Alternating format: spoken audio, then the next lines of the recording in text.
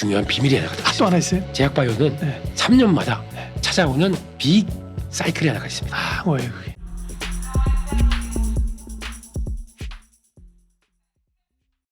안녕하십니까, 예민수의 경제 토크입니다. 새해 들어서 기대감이 높은데 시장은 좀 주춤거리고 있습니다. 뭐 있을 수 있는 조정이긴 하지만 또 밀리니까 걱정도 되는데요. 레몬리서치 김민수 대표님과 시장 분석 점검하겠습니다. 어서 오십시오. 안녕하십니까. 네, 새해 복 많이 받으십시오. 새해 복 많이 받으십시오. 절 좀 드리겠습니다. 네네. 예, 절 준다고요? 절? 네. 절을 드려야 되는. 좋은 종목이나 좀 주십시오. 네. 절 주세요. 네, 저희 구독자들은 그걸 원하니까요. 네. 항상 우리가 OX로 질문하지 않습니까? 그래서 올해 1월 장세는 네. 1월 효과는 네.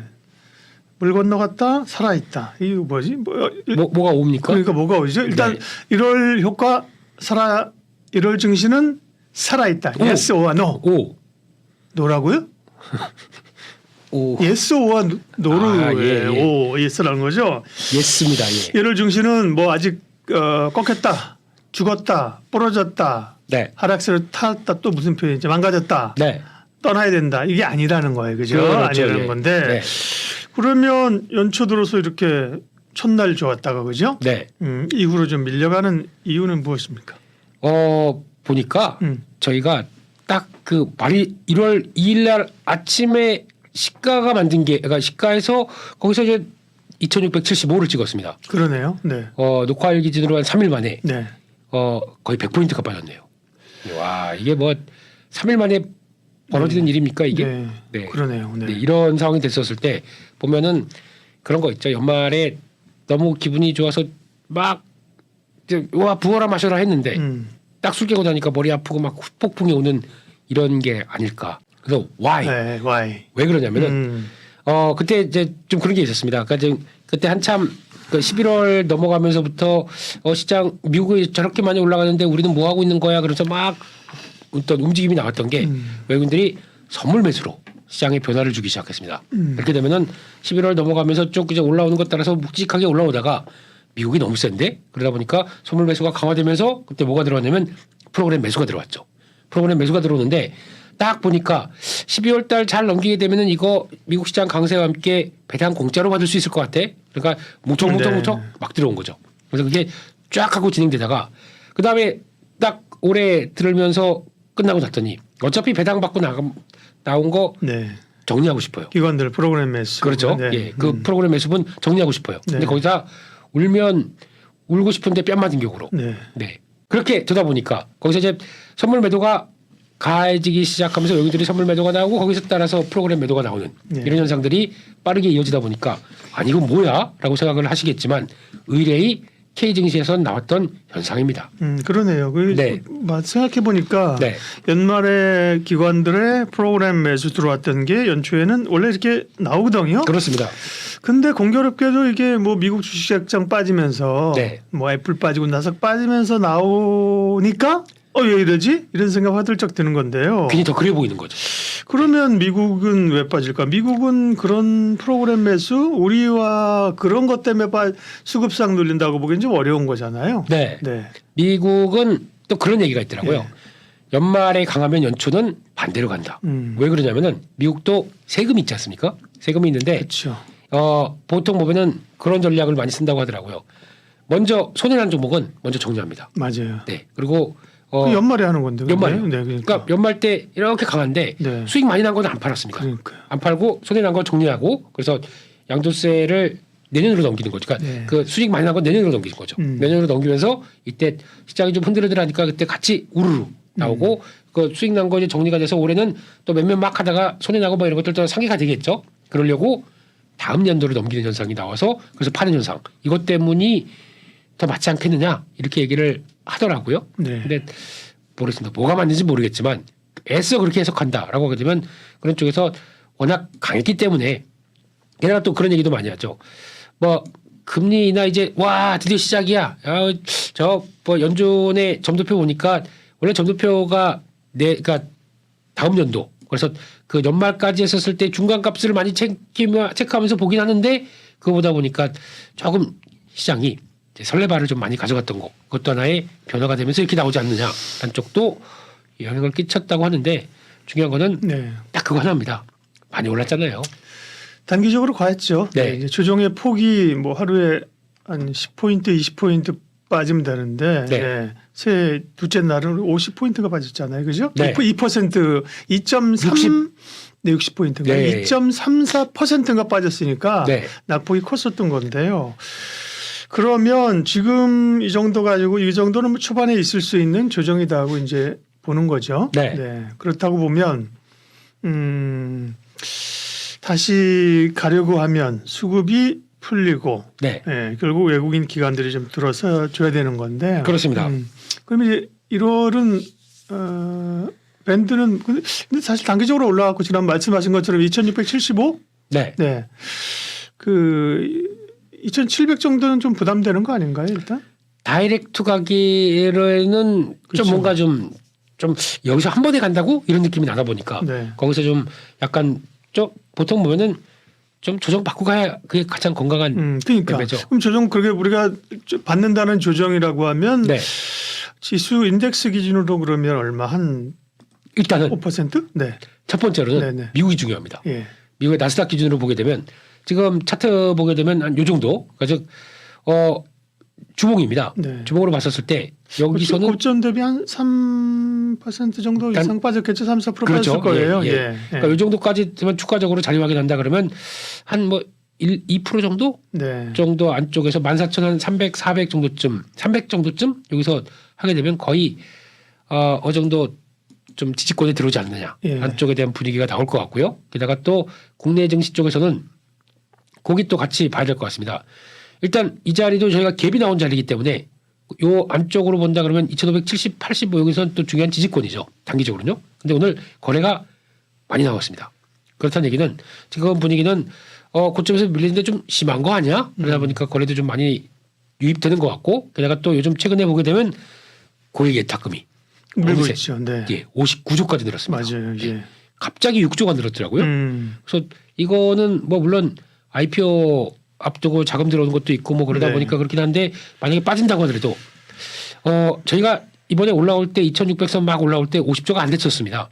네. 그래서 2,500 넘어가서 600으로 막 갈 때가 그랬었는데 갑자기 뭐 10조가 확 들어오다 보니까 이게 뭐지? 라는 생각이 들어서 요게 어느 정도 견조하게 버텨주면 이것도 또 하나의 동력이겠죠. 네. 그래서 그런 것도 한번 보셨으면 좋겠고 또 하나 이렇게 올랐다고 하더라도 저희가 2,300에서 2,600까지 이렇게 쫙 올라올 때도 신용이 안 들었습니다. 네. 오히려 17조 5천억 대 17조 대에서 거의 멈춰 있더라고요. 그렇다는 얘기는 과거 2,600대 갔었을 때 고민 중에 하나가 신용이 막 20조까지 들어서 그렇죠. 예. 네, 그 2천까지 들어서 아이고 저것도 약간 더 무거운 거 아니야 그러는데 이번에는 그런 게 없습니다. 예. 그러면 어떤 자금의 질의 자금의 성격이나 뒤에 대기하고 있는 유동적인 흐름을 봤을 때도 그렇게 부정적이지 않겠죠. 그래서 그런 걸 본다라고 하더라도 지금은 그러니까 어느 정도 조정권 들어와서 좀 받을 거 받고 네. 정리할 거 정리되고 그러고 나게 되면 좀 더 깔끔하지 않을까 관점적으로 바라보고 있습니다. 1월 연초 시장이 생각보다 좀 흔들리는 이유 일단 뭐 수급을 중심으로 봤고요. 네. 그다음에 이제 이슈를 보면 네, 결국은 작년에 뭐 11월부터 올라왔던 것에 가장 미국이나 우리나 큰 그 기조들은 결국은 금리 인하 기대감 아니겠습니까? 그렇죠. 근데 미국의 FOMC 성명서 나오고 이런 거 보면 회의록 나오고 나면 시장이 빨리 갔다. 그죠? 그렇죠. 네, 그러니까 이제 네. 금리 인하가 생각보다 빠르게 생각만큼 크게 가지 않을 수도 있다. 이런 네. 우려감이 시장을 적어도 1분기에 누르는 거 아닐까요? 그렇죠. 그러니까 앞서간 기대감. 네, 거기다가 또 그런 단어까지 저희 이제 금리 인상 이런 얘기는 생각도 안 하고 있습니다. 근데 뜯어보니까 뭐 또 여차하면 금리 인상 얘기도 나오고 뭐 있고. FOMC나 네. 뭐 연준 위원들 바로는 뭐 네. 그렇게 원하지는 않지만 상황이 안 좋으면 그렇죠. 그 가능성도 열려 있다 이렇게들 얘기를 하고 있어요. 예, 아예 배제했던 단어가 딱 나오니까 그러니까요. 뭐야 이거 뭐야? 이런 네. 이런 느낌이요. 그리고 거기다가 이제 금리 인하에 대해서 논의할 때다라는 쪽에 대한 얘기들은 당연한데 괜히 그런 단어 나오다 보니까 우리 좀 너무 앞서갔나라는 분위기가 좀 컸다는 게 이번에 FOMC 그렇죠. 의사로 내용이었고, 근데 그런 거보다 더 중요한 거는 이제 또 나올 고용 지표들 그리고 또 1월달 13일인가요? 11일인가 이때 또 발표될 CPI 네. 네, 이런 것들도 이번에 CPI는 살짝 올라가는 걸로 나옵니다. 그러니까 약간 스몰 스파크 이런 정도. 그러니까 작은 그러니까 쭉 계속 하락하다가 다시 한번 살짝 돌리는 정도라고 보는데 네. 또 뭐 1, 2월 달 끝나게 되면 다시 이제는 되돌림이 있는 거죠. 예. 채권 금리도 많이 떨어졌잖아요. 5% 넘다가 3% 후반으로 들어갔었잖아요. 3.7대도 네. 3.8 거기까지 그러니까요. 들어갔었죠. 예, 예. 뭐 방향이 아래쪽이라고는 하나 네. 이제 단기간에 하락에 따른 되돌림이 이제 4%좀 또 이제 뭐 장중에 치고 이러잖아요. 네. 예.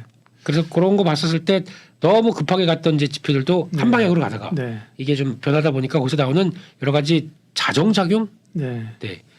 자정은 12시인데요. 네. 네. 근데 이런 작용들이 나오기 시작하면서 조금 어떻게 보면 건강한 모습이라고도 볼 수 네, 있겠죠. 그럴 수도 있겠죠. 네. 그죠. 이제 수급 이슈 또 뭐 주도주 얘기는 좀 따로 좀 해야 되고 그죠. 네. 네. 또 뭐가 있을까요? 변수들이. 네. 변수라고 네. 하게 되면 또 하나 요즘에 약간 좀 저거 뭐야라고 생각하는 또 지정학적 리스크.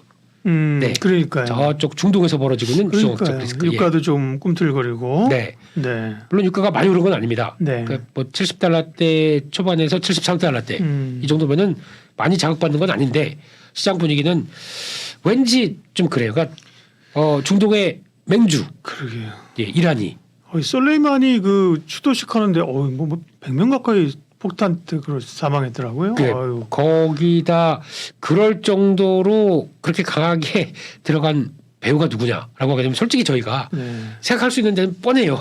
네. 근데 이러는 열받죠. 네. 열받는데 그럼 또 보복하고 싶어하고 그랬는데 그렇죠. 또 어디서 뭔가 터질 수도 있고. 그렇죠. 네. 그러면 이것 봐라. 그러니까 잠자는 사자의 코트를 물론 잠 안 잤다고 하더라고요. 그러니까 예멘 방문도 지원하고 그러면서 여러 가지 뭐 그렇게 얘기는 나오고 있는데 중요한 거는 그런 액션이 발생했다. 그러면 단정 짓겠죠. 이스라엘이야. 그 뒤에 미국이 있어. 그러다 보게 되면 갑자기 이런 분위기가 딱 가기 시작하면서 그 바로 앞에 호르무즈 해협을 딱 막아버린다. 그러면 시장에서 우려는 가뜩이나 지금 홍해. 후티 반군. 네. 네. 거기죠. 네. 그러니까 예멘 이제 거기 반군 쪽 그쪽이 자꾸 미국 자극시키고 있는데 거기다가 들어가는 상선을 계속 공격하고 있는데 안 되겠다. 그래서 삥 돌아가기 시작하게 되면 거기서 이제 당연히 올라가는 게 벌써 SCFI는 2,000까지 올랐습니다. 네. 한때 800, 900에서 왔다 갔다 하던 게 여기까지 올라오다 보니까 어이구 그러면 이게 당연히 돌아가야 되다 보니까 일수가 늘어나고 운임이 올라가게 되면 이게 인플레이션을 자극하는 거 아니냐.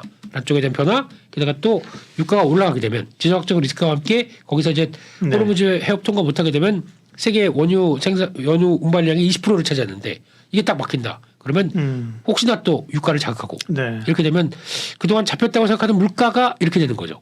그렇게 되기 때문에 네. 이 상황들은 또 지켜봐야 되겠죠. 태양건설 지금 이제 워크아웃 문제도 당연히 뭐 채권단하고 줄다리기 하는 거고요. 네. 이런 것도 있고 또 지금 ELS 그죠? 네. ELS 이제 1월부터 3년 전, 2년 전에 팔았던 거 돌아온대요. 뭐 네. 부담스러운 요인들은 캐면, 네, 캐면 나옵니다. 네. 좋은 건 뭐가 있을까? 좋은 거는 말씀하신 것처럼 어쨌든 간에 네. 미국도 이제 지금은 연착륙에 대한 기대감. 우리는 수출, 반도체 이런 게 살아나는 게 우리도 이제 좋은 측면이잖아요. 우리 그렇죠. 쪽에서. 네. 네. 작년 10월 달부터 빠르게 네. 수출이 회복됐고 그 중심에 반도체가 있다. 이런 쪽의 변화를 보게 되면 일단 뭐 이제 만약에 미국의 경기가 위축되는데 뭐 아니면 또 중국은 아직 못 살아나는데 라운다고 하더라도 이게 그럼에도 불구하고 들어왔다는 게 더 중요한 것 같고요. 물론 기저효과는 있다고 본다고 하더라도 수출액 자체가 월별 100억 달러 정도까지 들어오게 되면 이거는 만약에 그럼 여기서 저희가 생각하는 것보다 이제 미국이 금리 인하를 하게 되면 당연히 제조업 지표는 좋아집니다. 그러면 변화가 나오기 시작하고 중국도 요즘 보게 되면 중국이 시장 눈치를 좀 많이 보더라고요. 이런 쪽에서 참고 참았던 그러니까 미국이 금리 인상계는 그들이 아무리 경기 부양책 못 씁니다. 왜냐하면 자금이 글로 가니까. 나는 금리를 떨어뜨리는데 반대 미국은 금리를 올린다. 그러면 그게 당연히 자금 유출이 나오죠. 안 했습니다. 경기 부양을 말로만 한다 이러고 하다가 이제 미국이 본격적으로 금리 인하한다 그러면은 그때부터는 이제 미국이 계속 금리 인하하겠네라는 심리가 있다 보니까 같이 경기를 부양하게 되면 훨씬 더 효과적으로 나오겠죠. 그래서 중국이 금리를 중국도 금리를 인하하고 약간 경기 부양을 할 만한 좋은 시기가 들어왔습니다. 네. 이랬을 때 예, 이랬을 때 네. 네, 반도체는 어떤 운명을 갈까요? 이게 지금 앞으로 지켜봐야 될 하나의 네. 숙제라고 하게 되면 수출 좋아지면서 나오는 변화를 생각했을 때는 그래도 일단은 50%는 먹고 들어간다 생각이 들고 있습니다. 네. 네. 1월 연초에 이제 갑자기 좀 시장이 삐걱거리는데 말씀하신 것처럼 연말에 많이 올랐기 때문이고요. 네. 그래서 그럼 어떻게 지금 남은 뭐 1월 아직 많이 남았잖아요. 그죠? 1월 전략을 어떻게 가지고 갈 것인가를 마무리하겠습니다. 첫 번째 좀 판다. 두 번째 네. 조금씩 분할 매수한다. 세 번째 일찍 휴가를 떠난다. 네. 예스입니다. 뭐가요? 어색한 질문이 보기가 세 개인데 뭐가 예스야? 예스원으로 대답하시라고 해서 무조건 예스. 예. 일단 지금 시점은 약간 팔고 싶었는데 막 올라가면서 그러니까 보통 이제 저희가 그런 거 잘 못하잖아요. 올라가게 되면은 많이 올랐으니까 더 할 것 같아서 이러고 있는데 그러니까, 예. 원래 좀 빠르게 움직이는 사람들은 올라갈 때마다 좀 조정받을 걸 대비해서 조금 좀 덜어놓지 않습니까? 예. 이게 안 됐다라고 하게 되면 지금은 뭐 그대로 또 조정 그대로 받는 거죠. 근데 이럴 때 현금 비중이 있을지 없을지 모르겠지만 네, 현금 비중도 살짝 지금 조정 시에는 조금 더 늘려가는 전략으로 보시는 게 맞을 것 같고요. 그런 쪽에서 또 하나 중요한 거는 압축을 해야겠죠. 그냥 이렇게 또 올라가다 보니까 이것도 사고 저것도 사고 했던 것들을 네. 지금은 약간 포트를 좀 압축하면서 대가는 것도 좋을 것 같고 특히 1월 달부터 나오는 거는 작년에 4분기 실적들 쭉 나오겠죠. 그거 보면서 플레이가 들어간다고 하더라도 지금 당장 나올 실적보다 올해 개선될 실적에 대한 기대감들이 있는 쪽들이 더 주가가 탄력적으로 움직일 거 아닙니까? 그런 쪽도 같이 보시면서 일단 지금은 될 만한 종목 그리고 또 보고 있던 종목들이 네. 내가 원하는 가격까지 왔다. 저 조정받으면 사야지라고 했던 게 조정 안 받고 계속하네라고 했던 것 종목들을 지금은 담아보는 게 좋겠다. 이렇게 말씀드리겠습니다. 네. 네. 그리고 방송하는 오늘 코스피가 2,580선인데요. 네. 2,500 뭐 조금 밀린 다음에 2,500 한 4, 50선 중반까지 그죠? 네. 2,500까지 밀고 내려가서 깨진 않겠죠? 지금 흐름들 그죠? 저한테 왜 이러세요? 예. 그런 거보다 네. 그러면 그렇게 뭐 100%라는 건 없지 않습니까? 100%는 없죠. 네. 0%도 없고요. 네. 그렇게 만약에 그렇게 되면은 매수기다. 딱 조회를 해보시고 네. 마이너스 통장 얼마나 네. 뭐 일단 마통. 예. 아마 오히려 매수로 대가는 게 더 낫지 않을까. 뭐 이런 여러 가지 변수들이 돼서 급하게 밀린다. 그러면은 기회로 활용하는 전략적으로 좋지 않을까 싶은데 혹시나 그럴 걸 알고 오히려 약간 조금 좀 대응을 밀리면 잡을 정도의 금액들을 네. 좀 갖고 있어 보는 게 좋지 않나. 그러니까 이제 미국이 마무리되고 예. 외국인들 선물 매도 이제 어느 정도 좀 그치고 하는 것도 봐야 되겠죠. 그러다 보니까 그런 과정들을 오케이. 한번 지켜보자라고 말씀드리겠습니다. Last question. 네. 와우. 코스피냐 코스닥이냐. 사실은 뭐 반도체라든지요. 네. 뭐 자동차라든지 이런 게 가면 코스피가 강하지 않습니까? 그런데 그렇죠. 자기 밀리니까 반도체 필라델피아 반도체 지수 밀리니까 코스피가 밀리고 그죠? 네. 바이오나 뭐 이런 쪽이 올라오고 그다음에 약간 예탁금 늘으셨다. 예탁금 선생님께서 늘으셨습니다. 예. 예탁금 늘었다 그랬잖아요. 같은 그런 거 예시인데요. 그런 거 보면 예. 코스닥도 종목 장세 가능성도 있어요. 그죠? 1월 달은 네. 전통적으로 종목 장세입니다. 네. 네. 그래서 약간 근데 그동안에 좀 미진했던 중소형주가 약간 더 뭐 테마나 아니면 좀 분위기 타서 꿀럭꿀럭 가는 경향들이 좀 많죠. 예. 근데 그게 거의 이번에도 비슷하게 나왔는데 조정이 나오다 보니까 약간 또 에이고 하고 하는 모습들이 나오는데 뭐 저희가 많이 얘기하는 또 CES 2024 나오고 JP모건 헬스케어 컨퍼런스 나오고 하게 되면 거기에 맞는 종목들이 또 다시 움직이기 시작하는 게 이때 이제 기술 관련해서 관련주 네. 뭐 이런 쪽으로 그래서 그게 보통 1월 첫 주 두 번째 주까지 많이 나오고 그러면 끝나고 나게 되면 또 세론이라고 해서 또 약간 물량 나오는데 그게 어차피 지나야 돼요. 지금 사실은 지금 뭐 CES나 JP 모건 보고 막 산다? 그 벌써 아니잖아요. 오히려 이 이슈가 좀 그죠? 지나고 나서 진짜 올라오는가를 좀 봐야 돼요. 그때 증감승부 아니겠어요? 그렇죠. 그래서 예. 거기 기술 공개하게 되면 이제 한 번쯤 시장에서 이렇게 그러니까 쫙 하고 들어오지 세론 않습니까? 지나고 네. 바이오도 지금은 일단 그 이슈가 크잖아요. 그죠? 그렇죠. 그거 지나고 났는데도 바이오가 세. 그러면 이제 여전히 네. 매수가 들어와. 그러면 이제 바이오가 상반기에 적어도 초반에 가능성이 있는 거죠. 그렇죠? 네. 그래서 오늘 같은 그러니까 지금 초기 같은 경우도 시장이 조정이 나오니까 일단은 그동안 좀 올랐던 거 기관들은 일단 거기다 들어붙기 약간 매도하기 시작합니다. 그래서 약간 또 이거 되는 거야 마는 거야 또 이런 분위기가 나오기는 하겠지만은 그렇다고 하더라도 거기서 나오는 모토가 그러니까 즉 올해에 대한 기술이 이쪽으로 가겠다라는 트렌드가 맞춰지고 거기서 변화가 나오게 되면 그거는 적어도 1월 효과의 주역이 될 수 있는 이런 흐름들로 맞춰가겠죠. 예. 그리고 한번 봐보자 이렇게 말씀드리겠습니다. 예, 1월 생각보다 흔들리는 증시 이유는 무엇이고 어떻게 대응해야 되는지 레몬 리서치 김민수 대표님의 고견을 들었습니다. 고맙습니다. 감사합니다. 감사합니다. 예민수의 경제 토크 오늘은 레몬 리서치 김민수 대표님 함께합니다. 올해 가장 주도주로서의 가능성이 높은 반도체를 계속 가져갈까 어떻게 해야 될까 말씀을 나누겠습니다. 네. 반도체를 계속 가져갈까요? Yes or no? 또 시작이 된 또 질문이지만 예스? 예, 네. 오늘은 그냥 예스로만 가겠습니다. 네네. 네, 예스맨입니다. 네. 네.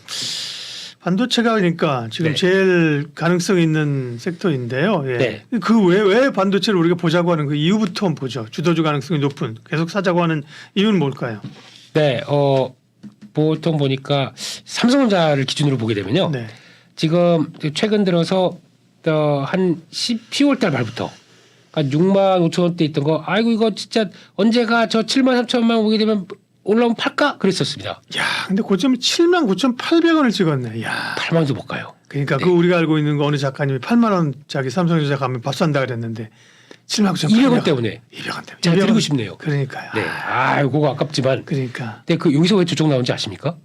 어디서요? 79,800원에서요? 예, 예? 여기가 있더라고요. 딱 보게 되면. 정거점? 네, 여기 있다 보니까 왠지 8만 원대 팔자를 보여주게 되면 팔 것 같아요.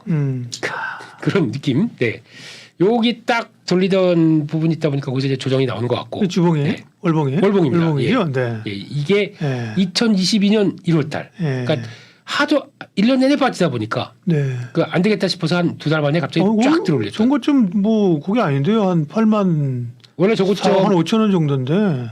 예? 8만 한 5천 원 정도 아니에요? 저고점은 여기죠, 여기. 그러니까. 8만 5천 원대. 예. 근데 이때 1년 내내 빠지 이거 이때 2021년도에 계속 빠졌지 않습니까? 예. 네. 아니 이렇게 실적 좋다는데 왜 이렇게 빠져? 그러다가 되돌림이 한번 강하게 나왔던 때가 여기죠. 그래서 여기서 이때도 많이 나왔던 게 이제 시작이야. 이렇게 실적 좋은데 그러면서 10만 전자 갈 듯 만들어놓고 거기서 꺼지기 시작한 게 이 단계였죠. 여기서 직접적인 금리 인상하다 보니까 두드려 맞은 거죠. 거기에 나왔던 바디다 그때도 보니까. 96,800원이었네. 네. 근데 원래 이게 실질적인 고점이라고 보기에는 좀 그렇고요. 그렇죠. 그 네. 꼬리들은 좀 잘라내야죠. 네. 여기가 고점이라고 생각합니다. 저는 8만 5천 원대. 맞습니다. 네. 네. 여기가 의미 있는 고점이고 거기가 이제 얼마큼 뭉텅뭉텅 들어가느냐. 예. 이제 그게 이번 이 메모리 사이클 가지고의 관건일 텐데. 근데 제가 사이클이라는 표현을 썼습니다. 사이클. 네. 왜 그러냐면은 지금까지 요 단계에서 그저 왔다 갔다 했던 단계 쪽에서 일단 지금 반도체 메모리 반도체를 볼 때 첫째 축이 반도체 사이클, 두 번째가 AI 혁명을 통해서 혁명이죠. 예. AI를 통해서 네. 나오고 있는 메모리 반도체 수요의 엄청난 증가. 이걸 봤을 때 그러면 삼성전자가 잘 대처를 했느냐? 생각보다 대처를 못한 것 같아요. 그러다 보니까 예 대처를 잘하고 지금 거의 독점적으로 엔비디아 움직이는 쪽은 하이닉스입니다. SK 하이닉스죠. 네. 네. 그러니까 그때에서 고무력에서 한 10만 원대 왔다 갔다 했던 거에서 레벨업 된 게 더 주가가 여기서부터 40% 올랐지 않습니까? 30% 이상 올랐지 않습니까? 이렇게 된 거와 지금 삼성전자는 조금 늦었어요. 그랬는데 잘 대처를 못했으니까 한 20%대 올라간 거. 이렇게 나오는 모습이 나오는데 그거 가지고 약간 뭐 주가는 좀 올랐다고 밀린다고 하더라도 중요한 거는 지금 그러면 메모리 반도체 고점입니까 지금이? 아니죠. 이제 막 터난 거죠. 그래서 아직까지 이번 실적 같은 경우도 네. 하이닉스는 이제 뭐 약간 한 계속 적자 작년까지 적자 계속 보다가 분기별로 적자 날까 말까 이거 지금 보고 있는 상황 쪽에서 이제 그러면은 메모리 반도체 재고 쫙 빠지기 시작하고 감산을 통해서 가격 올라가기 시작하고 네. 그럼 이제 감산 풀어서 이제 적극적으로 대응해 볼까라고 하는 초기 단계죠. 근데 이 상태에서 주가가 올랐다고 봐진다고요. 그러면 그럼 이제 턴에서 확장세로 들어가서 막 다시 이익이 쭉 올라오는 구간 쪽은 그러면 주가가 갈까요 못 갈까요? 이게 저한테 물어보시는 겁니다. 아니 네, 저도 네, 저 혼자 대답하고 네. 자문자답 반도체가 이제 우리가 반도체를 주목하는 이유를 말씀해 주셨습니다. 네. 사이클 그죠? 뭐 감산한다고 진짜 할까 안 할까 삼성이 뭐 감사 기획자도 안 꺼내다가 결국 감산했고 그죠? 네. 그런데 마침 사이클이 돌아섰고 AI 혁명이 있었고 그죠? 그런 것들 실적으로 반영 되겠죠. 네. 거기에 또 이제 HBM이 있었고 네. 그러면 일단은 삼성전자냐 하이닉스냐 이 문제를 놓고 소부장은 좀 뒤로 빼고 네. 그죠? 네. 두 가지 논리가 있습니다. HBM은 하이닉스가 지금 치고 나갔잖아. 네. 그죠? 뭐 시장을 좀 뺏기더라도 점유율을 뺏기더라도 시장이 커지면 커질 거야. 그렇죠. 이런 논리. 그래서 가는 분이 간다라는 논리가 있고 네. 삼성전자 가만히 있냐? 삼성전자 또 뭐 놀랐잖아. 말씀하신 것처럼. 그러니까 네. 삼성전자로 이제 가야 된다라는 두 가지 시각이 있습니다. A냐 B냐. 있습니다. 무조건 예스라네. 네. 지금 그러니까 그런 건 있는 것 같아요. 그러니까 좀 미진했던 삼성전자의 활약을 기대하면서 또 변화를 보는 것도 있겠지만 그리고 또 삼성인데라고 하는 게 있다고 하더라도 이번 사이클은 제가 보기에는 하이닉스가 한익이에요? 삼전이냐 한익이냐? 네. 한익이다. 닉스가 더 맞게 가는 상황이라고 보고 있고 그리고 또 지금 뭐 그러니까 삼성전자가 들어올랐으니까 같이 네. 올라가는데 키마치기로 삼성전자를 더 비중을 많이 가는 것보다는 네. 추세를 주도하고 있는 한익 쪽으로 가는 게 네. 좋다. 예전에는 삼성전자가 주도를 하고 하이닉스가 들어갔을 때 이등주 입장이었는데 네네네. 이번에는 조금 같은 사이클만 보게 되면은 오히려 뭐 어떤 실적의 볼륨 자체는 당연히 삼성전자겠죠. 하지만 그 외에 AI가 가져다가 지금 HBM을 통해서 메모리가 성장하는 부분에 대한 지금 이 부분을 아마 이제 가세가 되는 거죠. 없던 게 지금 새로 생기다 보니까 거기서 플러스 알파가 커지는 부분들을 아마 좀 국내 분석하고 리포트 쪽은 좀 과소평가하는 느낌이 납니다. 그게 지금 얼마큼 지금 계속 나오는 게 그래봐야 총 메모리에 차지하는 게 아직 한 자리 숫자야라고 얘기를 하는데 의외로 이게 빠르게 들어오기 시작하고 의미 있는 실적 변화를 끄는 걸로 나오기 시작하게 되면 그때는 그럼 부랴부랴 또 다들 목표가 높이고 뭐 이런 변화가 나오기 시작하겠죠. 네. 그래서 아마 제가 보기에는 이제 SK 하이닉스 입장으로 보게 되면 하이닉스는 한 17만 원 정도 이 정도까지 목표가가 좀 나와 있지 않을까요? 좋게 보는 쪽에서. 네. 그렇게 많이 나와 있습니다. 그런데 17만 원 하게 되면은 지금부터 약 한 시총 기준으로 보기에는 이제 막 100조입니다. 네. 100조 네. 날라가는 100조. 예, 네. 100조 정도 되는데 하이닉스가요. 네. 그래서 이제 이 시총 2위 탈환 했죠. 했죠. 네, 네. 네. 그리고 그 다음에 17만 원대 보는 게 그냥 여기서부터 한 30% 정도 더해서 그래서 한 17만 원대 정도 보는 이유가 한 130조 정도쯤. 정도? 네. 그리고 또 하나의 이유가 그거죠. 만약에 여기서 이제 주가가 과거 흐름을 보게 되면 PBR입니다. 네. 한 1.8배 정도 가서 2배 사이 정도까지 들어오게 되면 역사적인 고점이었어. 이렇게 얘기를 하면서 그냥 거의 15만 원 넘어가서 17만 원 사이를 많이 얘기를 하는 것 같습니다. 그런데 말입니다. 그런데 말입니다. 네. 여기서 만약에 네. 아까 말씀드렸던 AI가 끌고 오는 실적에 대한 변화를 사이클과 같이 맞춰서 지금까지 보지 못했던 실적 레벨들을 보여주기 시작한다. 그러면은 더 줘야 되지 않을까요? 그러니까 지금 저희가 알고 있는 PBR 밴드가 기존에 알고 있던 어떤 툴을 가지고 저희의 어떤 그렇죠. 관념을 가지고 그때는 거기만- 말씀하신 것처럼 이제 2등 후발주자였는데 네. 지금은 적어도 특정 분야에서는 1등으로 치고 나가는 거잖아요. 그러면 이것도 열어줘야죠. 예. 근데 아직까지는 거의 닫게 많이 해석을 하더라고요. 그렇게 되면은 누가 닫았어요? 제가 안 그래도 안 닫았어요. 그러면은 예. 200조 하는 것도 괜찮지 않을까라는 생각도 저는 합니다. 200조가 갖게 그러면 더블이네. 지금 100조라며. 네 100조면은 네. 그러면 26만 500만 원. 네. 네. 뭐갈 수 있죠. 예예예. 네, 그러면 그거보다는 저는 한 150조는 가야. 예. 네. 그러니까 150조면 220만 원입니다. 예? 220만 원? 20만 원. 깜짝 놀랐네. 예. 220이면 잠깐만요. 캔버거 여기서 나오는 겁니까? 예. 근데 그런 쪽으로 봤었을 때, 그러니까 그런 과거에 주던 잣대로 대응하지 말고, 그러니까 새롭게 열려가는 실적의 볼륨을 생각하게 되면 한 150조까지는 줄 수 있겠다. 안쪽에서 뭐 20만 원까지는 보는 게 그럴 가능성을 한번 잘 따져보고 대응해보자. 이렇게 봐야 될 것 같습니다. 네. 네. 근데 반도체는 지금 방향성 자체가 위로 잡혔기 때문에 네. 네. 올라갈 때 쫓아가서 사지 마시고 그죠? 조정받을 때 뭐 사실 용기를 낼 것도 아니에요. 지금 반도체는 삼성전자, 하이닉스 지금 조정받는 거는 굳이 뭐 용기를 내면서 살 것도 아니에요, 그죠? 조금 어떻게 보면 예. 좀 편안하게 좀 분할을 살 수 있는 구간이라고 보여요. 그렇지 그런데- 않을까요? 예. 그런데 말입니다. 그런데 말입니다. 요즘에 그런 얘기를 네, 드리게 되면 네. 아, 이거 종목도 많은데 그렇지. 올라간 저 종목 사야 돼? 그렇지. 예, 뭐 예. 굳이 우리가 그 얘기잖아. 굳이 삼성전자를 왜 그죠? 기관들이 사는 거지. 그렇게 그럴 수 있어요. 그렇죠. 그러면 이제 어쨌든 다른 시각이니까. 그러면 이제 우리는 소부장님인데 그죠? 부장님 뵈러 가야죠. 부장님인데 네, 예. 당초에는 이제 HBM 모멘텀으로 관련주들이 한번 쫙 올랐고 그죠? 네. 그 다음에 이제 온 디바이스 AI. 그렇습니다. 그 다음에 뭐야? CXL? CXL. 예. 네. 그다음에 요즘 많이 얘기하는 게 또 이제 기판 업체들 많이 얘기하시고요. 기판업계. 네. 네. 그래서 네. 네. 소부장은 어떻게 부장님은 어떻게 쫓아가야 됩니까? 이게 지금 트렌드죠. 네. 그리고 또 자꾸 새로운 거 같으니까 업황이 좋고 개선되기 시작하게 되면 거기다가 지금 저희 뭐라고 온디 그래서 온인조 앵커가 맞아요. 생각나는 네. 온디바이스 뭐 이런 새로운 용어 나오면서 막 갖다 붙이려고 노력하죠. 근데 자세히 보게 되면 원래 잘하고 있었던 대표적으로 제주 반도체 있지 않습니까? 이것도 보면서 그래도 기회 되면 오늘은 뭐 갖다가 쫙 밀린다고 하더라도 이게 주가가 움직였을 때 저희가 얘기하는 이쪽도 뭐 온디바이스 AI의 뭐 새로운 뭐라고 보는 게 아니라 예전부터 있었던 쪽이에요. 그러니까 여기 보게 되면 MCP라고 하는 이게 비중이 또 멀티칩 패키징이지 않습니까? 이런 쪽이 더 많이 쓰일 것이라고 하면서 그다음에 HBM이 있을 때는 이수페타시스 이거는 또 이쪽이 또 하나의 부각을 받는 거지. 이 회사 잘 보시게 되면 실적 관련돼서 저희가 뭐 제주 반도체 그 뭐 얼마나 하고 있었습니다. 보통 보면은 그러니까 영업이익이 100억대 넘짓해서 왔다 갔다 하던 게 200억대 이제 200억대 후반대 이렇게 올라오고 있었거든요.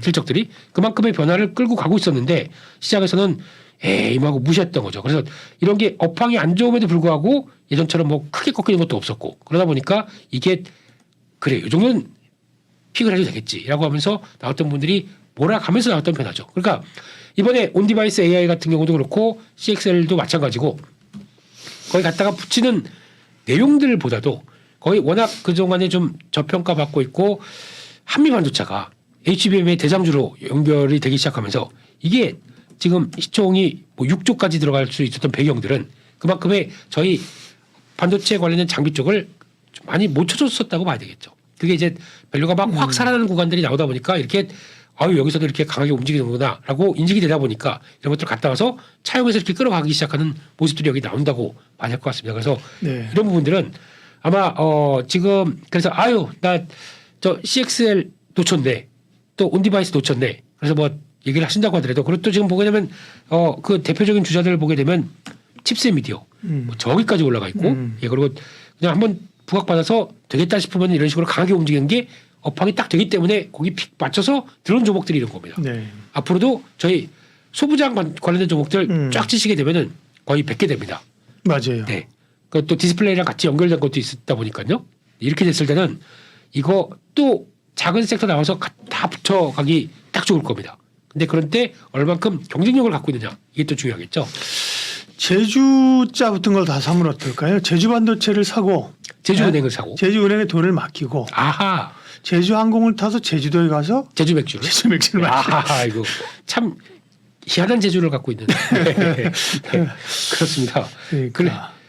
그래서 그런 거 제주자 붙으면 다 그렇군요. 네. 안녕하세요 김제주입니다. 이러고 예. 네.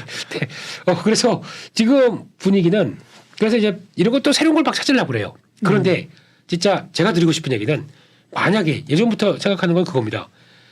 반도체가 감산을 했다가 이제 이제 반도체 가격이 올라오다 보니까 그러면은 여기서부터는 내가 감산 풀고 다시 가동률을 올리기 시작하겠죠. 그러면 그동안에 고생했던 것 중에서 제가 장비 쪽을 많이 보는데 소재 부품 쪽도 돌아섭니다 이제.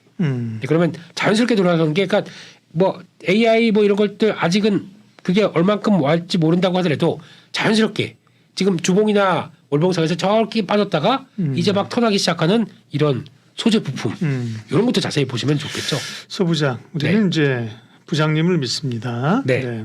그래서요 기업을 좀 또 압축해달라고 일단 제주 반도체 관심? 그 뭐 저기까지 갔는데 여기서 관심이라고 그러면 네? 네. 그거는 그랬으니까 너무 이런 많이 갔어요? 그럼 네. 찾아. 네. 이런 모델로 갈 수 있을 만한 걸 찾는 게 찾자. 한국중고TV에서 네. 해야 될 일이라고 생각하게 되면 네, 깜짝 놀라셨죠? 네. 칩셋 미디어는.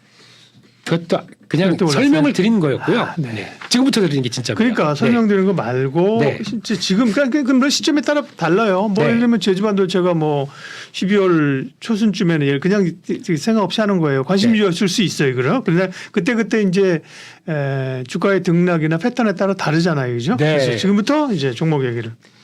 제주반도체도 음. 10,000원대 넘어가면서 이건 사야 돼, 사야 돼. 그랬더니 너무 사야 돼. 네. 지금 거의 2만 원 쳤어.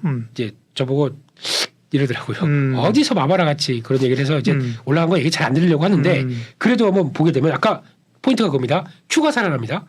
감산이 풀려서 가동률이 회복된다. 그렇게 되면은 일단 첫 번째로 봐야 될 것 중에 하나가 한양 디지텍인데요. 한양 디지텍. 네. 이것도 한양증권하고는 상관없는 거죠? 예, 네네. 서울에 있습니다. 네네. 한양. 한양 네, 디지텍. 예.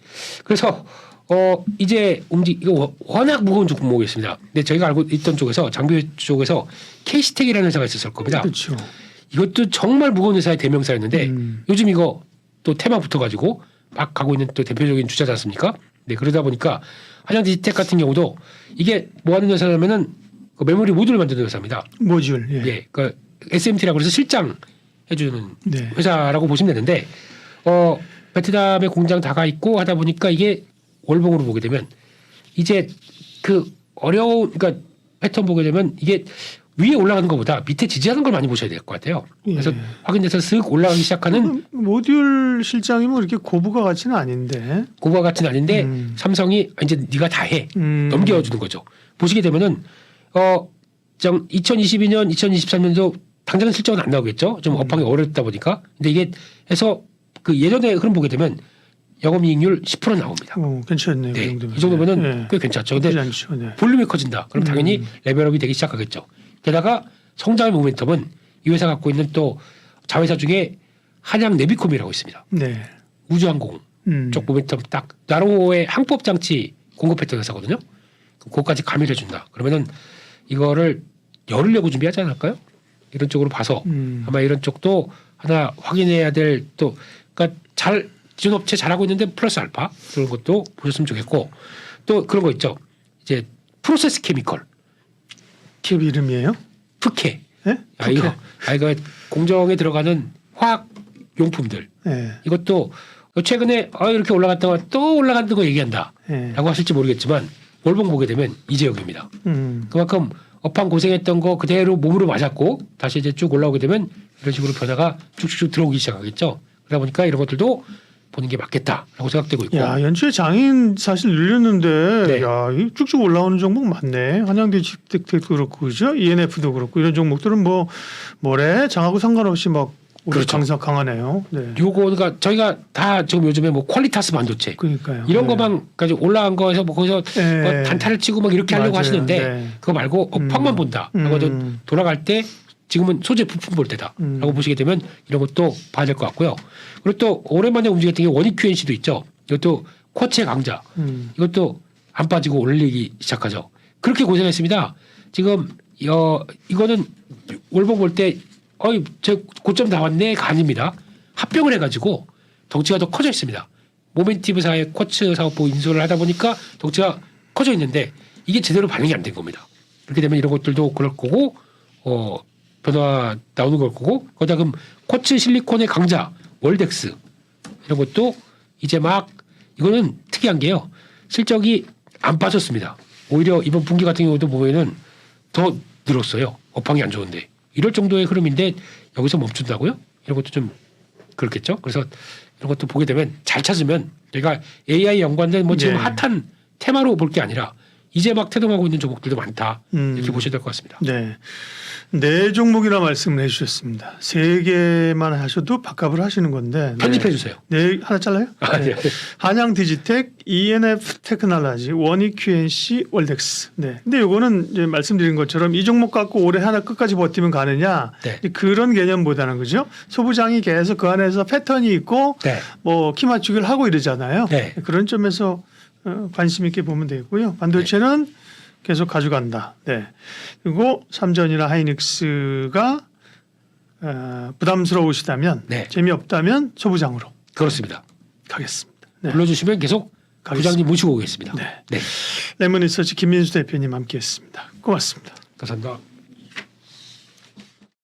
예민수의 경제 토크 레몬리서치 김민수 대표님과 함께합니다. 올해 다크호스로 떠오르고 있는 제약바이오 얘기를 하겠습니다. 네. 다크호스는 검은 말인데 그러네요. 예. 예. 모르셨어요? 또 닥치고 사란 얘기인 줄 알고요. 예. 네. 제약바이오주가 이렇게 오르는 이유들은 몇 가지 있습니다. 시간을 아끼기 위해서. 일단은 겁나 못 올랐다. 그죠? 그렇죠. 못 올랐다. 네. 금리를 내린다며 그렇습니다. 적습니다. 그다음에 1월에 JP 모건 컨퍼런스가 있다. 이것 네. 때문에 올랐습니다. 네. 끝이죠? 맞을까요? 중요한 비밀이 하나가 더 또 있습니다. 하나 있어요? 하나가 더 있습니다. 뭐예요? 저희는 제약바이오는 네. 3년마다 이렇게 찾아오는 빅 사이클이 하나가 있습니다. 아, 뭐예요 그게? 잠깐 볼까요? 네네. 네. 이게 셀트리온 월봉입니다. 2017년도 18년도 때 불기둥을 한번 세웠죠. 이래서 셀트리온 이때 강한 주주분들이 탄생했던 예, 나온 예, 상황이고 예. 이렇게 밀렸습니다. 네. 그러면 이때가 2017년도 시작을 했으니까 여기 종료가 됐던 끝까지 하게 되면 3년 만에 또 2020년도에 불을 뿜습니다. 코로나 때. 그러니까 이때는 바이오시밀러가 태동하던 시기, 이때는 코로나 때 코로나 관련 치료제 뭐 이런 거 진단 키트 네. 치료제 나오면서 그때 한번 불 뿜었던 시기, 유동성까지 받쳐줬죠. 쫙 빠졌습니다. 다시 2023년, 2021년 고점이 2021년이거든요. 네. 그 12월이니까요. 그리고 또 다시 들어온 거는 2024년. 딱 3년이네요. 이런 3년마다 찾아오는 변화가 들어오는 시기를 보게 되면 요거 봐라 하는 생각. 거기다 이제 금리 인하까지 들어온다. 그러면 이제 뭔가 맞춰지는 시기고 이제 셀트리온이 드디어 합병을 하다 보니까 이제는 과거에 나눠져서 분산되지 않고요. 그러면 시너지가 나는 본격적인 바이오시밀러가 회사다. 그러면서 이제 성과 나는 거 가지고 이제 재무제표에 딱 보여지기 시작하게 되면 움직일 준비를 하는 것들 이런 게 하나의 변화로 많이 얘기를 하더라고요. 그런데 말입니다. 그런데 말입니다. 예.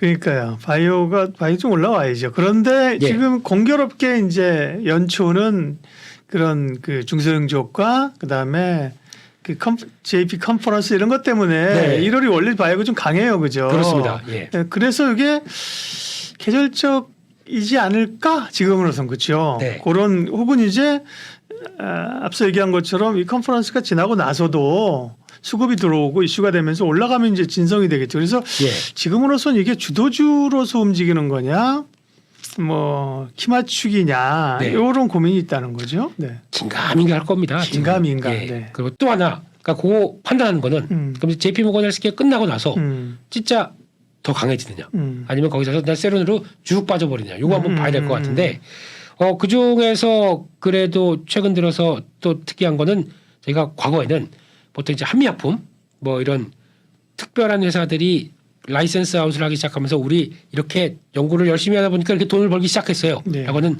큰 금액들이 모이다 보니까 제약바이오가 이런 거구나 생각을 했는데 이런 성과 나는 것도 중요하지 않습니까? 성과를 내기 시작을 합니다.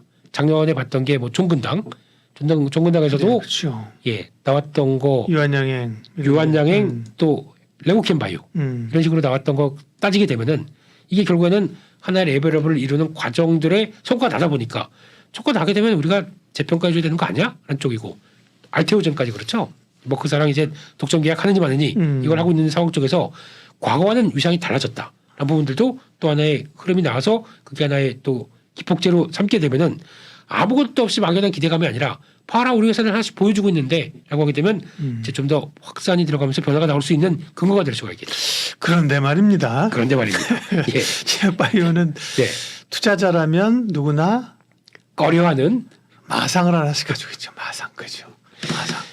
아 그래서 그렇기 때문에 네 이게 뭐 근데 사실 변동성도 크고 그죠. 네. 그래서 저도요 네. 제약바이오로 네. 주식을 졸업할 줄 알았습니다. 네. 예. 그랬던 시절이 있었는데 네. 아직까지 여기 있다는 얘기는 그 큰 마상이 이렇게 도깨비 아시죠? 이렇게 쫙 이런 느낌이죠. 지금 네, 저한테는. 네. 그러면 네 어쨌든 뭐 관심 있게 봐야 될 그 올해 또 뭐 바이오가 정말 작년에 2차 뉴스처럼 그죠. 네. 확 주도하고 갈 가능성도 네 있어요. 그죠. 네. 네, 뭐 무시는 그러니까요. 가능성은 항상 네, 열어놔야 네, 되겠죠. 네. 네. 그러면 이제 바이오 내에서도 섹터가 몇 개 있습니다, 그죠? 바이오 네. 내에서 소 섹터 혹은 관심 종목 무엇인지 좀 보겠습니다. 네, 그래서 저도 이런저런 거 막 찾아보면서 하는데 이제 갈 만한 건 다 올라왔고 네. 게다가 또 이제 뭐 진짜 라이센스 아웃 뭐 해서 뭐 변화가 나온다 그러면은 네. 그건 뒤쫓아 갈 수밖에 없는 상황들이고. 예. 그래서 아, 때는 바이오텍 어려워요, 그죠? 너무 변동성이 어렵죠. 커요. 네. 그래서 이럴 때는 예. 뭐 굵은 거 하나만 잡자 이런 네. 생각입니다. 네. 그럼 굵은 거 하나만 잡게 되면 작년에 기억하실지 모르겠지만 작년에 저희 화두 중에 하나가 바이오 쪽에서 비만 비만치료제였어요. 비만 당뇨. 예, 그게 주축이 위고 위고비. 노브노디스코의 위고비, 네. 마운자로 일라일리, 일라일리가 그거 작년에 그거 보여줬고 이제 거의 이제 문제는 증설하는 거지 않습니까? 설비 투자. 그렇죠. 네. 예, 증설해서 어떤 걸 보여준다 그러면 이제 저희가 막 우리 박사님도 이렇게 슬림하신데 더 슬림해지시고, 네, 저도 나온 뱃살 배만 싹 빠지나요? 모르겠습니다. 그 주사기잖아요. 이제 한 달에 그 전에는 뭐 며칠에 한 번이었는데 이건 뭐 주당 일주일에 한 번씩 해서 그죠? 이제 한 달에 한 번 쪽으로 만약에 바뀌게 된다. 뭐 이렇게 배에 넣는 건가요? 뱃살 빠지라고? 뭐 결투를 하듯이 그렇게 하시면 어떡합니까? 예, 뱃살도 사랑해 주시고요. 네. 근데 이렇게 됐으면은 원래는 화두가 바뀔 것 같아요. 네. 뭐냐면은 알츠하이머. 아. 네, 이게 뭐냐면 일라일리가 지금 FDA 승인 그 마지막으로 들어가서 결과가 나올 때가 도만의 맵인가 뭐 있죠, 그렇죠? 도나네맘 또 화두가 될 걸로 보여지고 있기 때문에 기존에 있던 약들이 물론 있었는데 치매를 치료한다기보다 치매를 억제하는 그러니까 진행 속도를 그렇죠. 늦추는 것도 네, 네. FDA에서는 그 약으로 지금 인정을 해주고 있습니다. 그렇죠. 네, 그런 쪽에서 지금 이 도나네맘이 가장 효과적인 게 초기부터 다 치료를 할 수 있다고 하더라고요. 그러니까 네. 연령층이 높아지는 거죠. 그렇게 되게 되면 연령층이 대상층이 높아지는 거죠. 그렇게 되면은 훨씬 더 쓸 수 있는 여력들이 많겠다. 그리고 그걸 통해서 성과를 나오게 되면 거기서부터는 우리도 알츠하이머 치료란 개념들이 처음으로 들어가기 시작하겠다라는 쪽에서 이 관련된 종목은 일라일리지 뭐. 그렇죠. 네. 그걸 사자고 말씀드린 겁니다. 네. 차라리 네. 일라일리 사는 게 제일 좋다. 음. 관련주를 사는 게 아니라 해당 회사를 사야죠, 직접. 맞아요. 지금 살 수 있잖아요. 옛날에는 살 수가 없었잖아요. 우리가 엔비디아 막 나오면 국내는 뭐가 있어? SK 하이닉스가 있고 한미약품이 있고 엔비디아의 최고 수요주가 뭐야?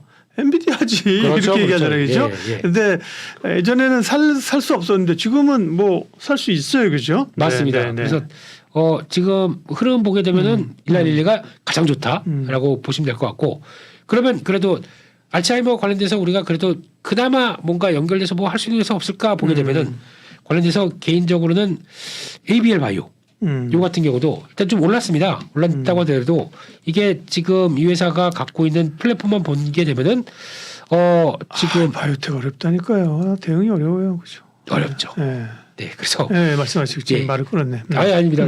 그래서 지금 열심히 하고 있는 회사에서 뭐 그 알츠하이머 관련된 쪽의 플랫폼으로 이제 성과를 낼 수 있는 쪽. 근데 단기적으로는 좀 부담스럽습니다. 예, 좀 조정 받으면 한번 보시는 게 어떨까. 이것도 지금 기준으로는 아직 그렇게 많이 올랐다고 보기는 힘들어요.